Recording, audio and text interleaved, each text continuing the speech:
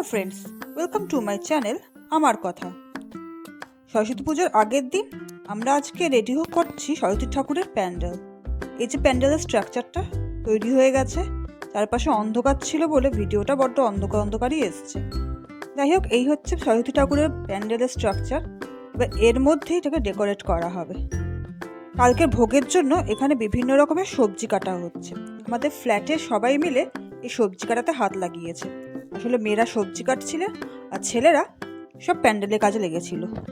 এই দেখছেন সবাই বসে আছে এখানে, তার মানে আমি মোস্ট ফাঁকিবাজ যে শুধু ভিডিও করছি।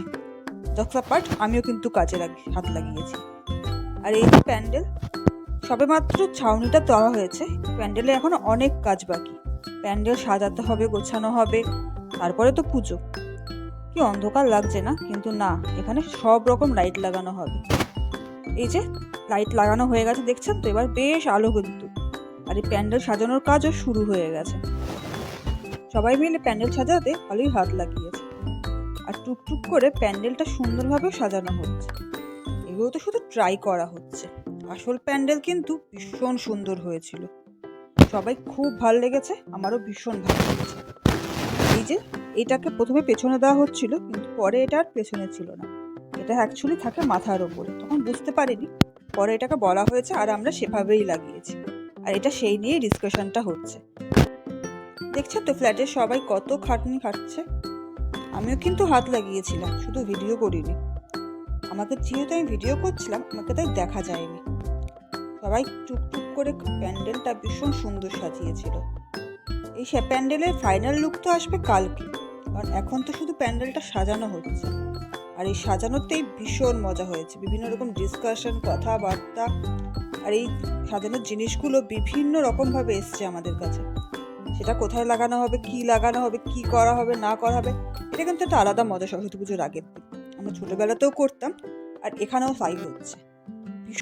প্রথমে ছোটোবেলায় স্কুলে যেতাম সরস্বতী পুজোর আগের দিন। সেখানে আলু ছোলা, সবজি কাটা, আলপনা দেওয়া, ঠাকুর সাজানো, কত রকম কাজই না করতাম। তারপরে একটু বড় হয়ে পাড়ার পুজোতে অংশগ্রহণ করতাম। সেখানেও রাত্রি 11টা থেকে আরম্ভ হতো আমাদের সব সাজানো গোছানো করা। আর আমার দায়িত্বে থাকতো শুধু আলপনা আঁকা। এই আলপনাটা আমি আঁকতাম, আবার বাদবাকি সবাই এরাও আঁকতো। এই সবাই মিলে এই কাজগুলো করতাম। আর এই যে এখন আমাদের ফ্ল্যাটে সরস্বতী পুজোর জন্য সব সাজানো গোছানো হচ্ছে। বললাম না এটা ওপরে যাবে, এই দেখুন ওপরে লেগে গেছে। যদিও এখানে ঠিক মতো বোঝা যাচ্ছে না, তবুও কিন্তু সুন্দর লাগছে। আর কত রকম হাসি ঠাট্টাই না হচ্ছে এখানে বারবার করে, কি আর বলবো। যাই হোক, এই হাসি ঠাট্টার মধ্যে দিয়ে আজকের রাতটা কেটে গেল। কারণ কালকে সরস্বতী পুজো, আসল মজা তো কালকে। আজকে কোনো রকমে এগুলোকে সাজিয়ে সবাই নিচে চলে গেছি, যাতে কালকে তাড়াতাড়ি এসে সব কিছু সাজিয়ে বাদবাকি কাজগুলো করতে পারি। আর এইটা হচ্ছে আমাদের সরস্বতী পুজোর প্যান্ডেলের ফাইনাল লুক। আবার দেখা হবে পরের ব্লগে। ততক্ষণের জন্য টাটা।